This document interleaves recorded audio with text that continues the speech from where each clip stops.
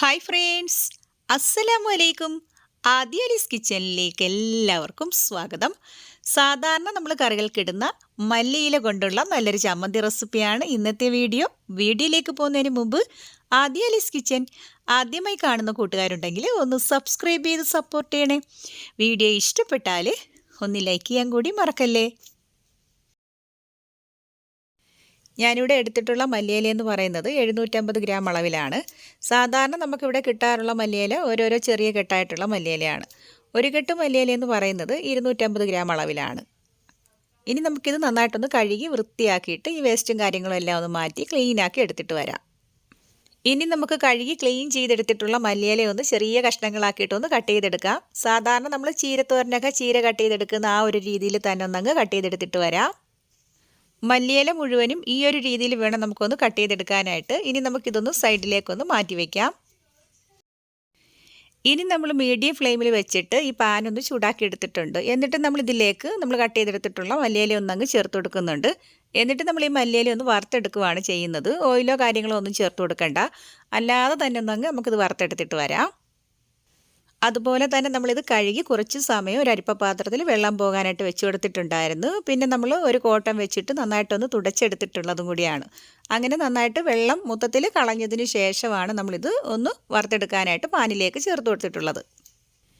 ഇപ്പം മല്ലിയില നന്നായിട്ട് വാടിയിട്ട് ഒന്ന് മൂത്ത് വന്നിട്ടുണ്ട്. ഈ ഒരു സമയത്ത് നമ്മൾ ഫ്ലെയിം സിമ്മിലാക്കി ഇട്ട് കൊടുക്കണം. ഇനി നമ്മൾ ഫ്ലെയിം സിമ്മിലാക്കിയിട്ട് തന്നെയാണ് ചെയ്തെടുക്കേണ്ടത്. ഒട്ടും കരിഞ്ഞു പോകാതെ ഒന്ന് ശ്രദ്ധിച്ചെടുക്കണേ. സാധാരണ മല്ലിയിലയിൽ വെള്ളത്തിൻ്റെ കണ്ടൻറ്റ് കുറച്ച് കൂടുതലാണ്. അതുകൊണ്ടൊരു ഇത്തിരി സമയം എടുക്കും ഇതൊന്ന് മൂത്ത് വരാനായിട്ട്. എന്നാലും ഒരു 6 മിനിറ്റിനുള്ളിൽ നമുക്കിതൊന്ന് റെഡിയായി കിട്ടുന്നതാണ്. ഇതിപ്പോൾ കറക്റ്റ് പാകത്തിന് ആയി വന്നിട്ടുണ്ട്. ഇനി നമുക്കിതൊന്ന് ഒരു പാത്രത്തിലേക്കൊന്ന് മാറ്റിയെടുത്തിട്ട് ബാക്കിയുള്ളതും ഇതുപോലെ തന്നെ ഒന്നങ്ങ് ചെയ്തെടുത്തിട്ട് വരാം.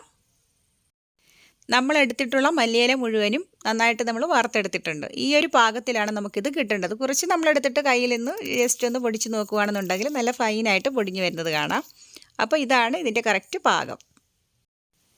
ഇനി നമുക്കൊരു പാൻ ഒന്ന് ചൂടാക്കി എടുക്കാം. ഇതിലേക്ക് നമുക്ക് 1 ടേബിൾ സ്പൂൺ അളവിൽ ഓയിൽ ഒഴിച്ചു കൊടുക്കാം. ഞാനിവിടെ എടുത്തിട്ടുള്ളത് വെളിച്ചെണ്ണയാണ്. നിങ്ങൾക്ക് ഇഷ്ടമുള്ള ഏത് ഓയിൽ വേണമെങ്കിലും എടുക്കാവുന്നതാണ്. എന്നിട്ട് ഇതിലേക്ക് 1 കുടം വെളുത്തുള്ളി ഒന്ന് ചതച്ചെടുത്തിട്ടുള്ളതാണ് ഒന്ന് ചേർത്ത് കൊടുക്കാം. വെളുത്തുള്ളി നന്നായിട്ടൊന്ന് മൂത്ത് വരുന്ന സമയത്ത് ഇതിലേക്ക് നന്നായിട്ട് കഴുകി ക്ലീൻ ചെയ്തെടുത്തിട്ടുള്ള കറിവേപ്പിലയാണ് ചേർത്ത് കൊടുക്കുന്നത്. 4 തണ്ട് കറിവേപ്പിലയാണ് ഇതിലേക്ക് ചേർത്ത് കൊടുക്കുന്നത്. ഇനി ഈ ഓയിലിൽ കിടന്നിട്ട് വെളുത്തുള്ളിയും കറിവേപ്പിലയും കൂടി നന്നായിട്ടൊന്ന് മൂത്ത് വരുന്ന സമയത്ത് ഇതിലേക്ക് നമ്മൾ 1/2 കപ്പ് അളവിൽ കാഷ്യൂനട്ടാണ് ചേർത്ത് കൊടുക്കുന്നത്. കാഷ്യൂനട്ട് ചേർത്ത് കൊടുക്കുന്നതിന് മുമ്പ് കറിവേപ്പില നമ്മളൊരു സൈഡിലേക്കൊന്ന് മാറ്റി വെച്ചിട്ട് കറിവേപ്പില ഒന്നങ്ങ് എടുക്കുന്നുണ്ട്. ഇനി ഈ കാഷ്യൂനട്ട് നന്നായിട്ടൊന്ന് മൂത്ത് വരുന്ന ഈ ഒരു സമയത്ത് 50 ഗ്രാം അളവിൽ നിലക്കടലയാണ് ചേർത്ത് കൊടുക്കുന്നത്. എന്നിട്ട് ഇതെല്ലാം കൂടി നന്നായിട്ടൊന്ന് മൂത്ത് വരുമ്പോൾ നല്ലൊരു മണം വരും.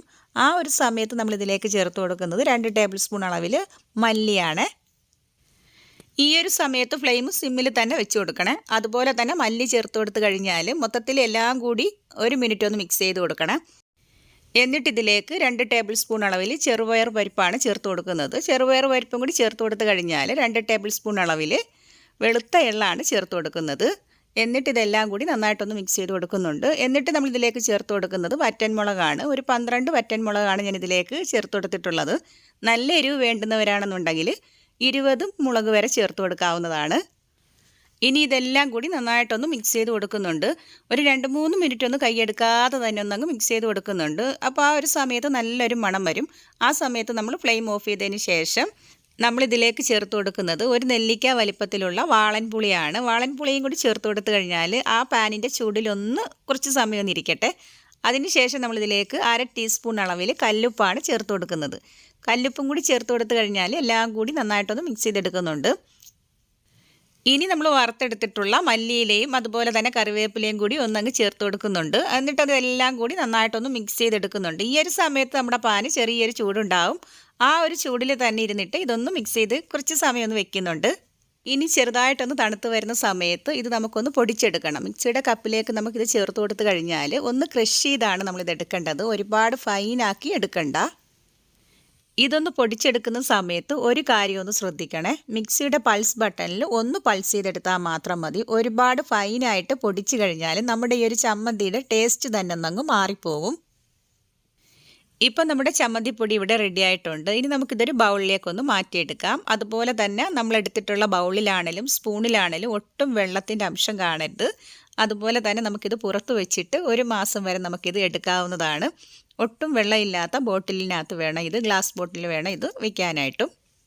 ഇപ്പം നമ്മളിതെല്ലാം ഒന്ന് പൊടിച്ചെടുത്തിട്ടുണ്ട്. ഈ ഒരു സമയത്ത് നമ്മൾ ഇതിൻ്റെ ഉപ്പ് കറക്റ്റ് ആണോയെന്നൊന്ന് നോക്കിയിട്ട് നമ്മുടെ ഇഷ്ടം അനുസരിച്ച് കൂട്ടിയും കുറച്ചും എടുക്കാവുന്നതാണ്.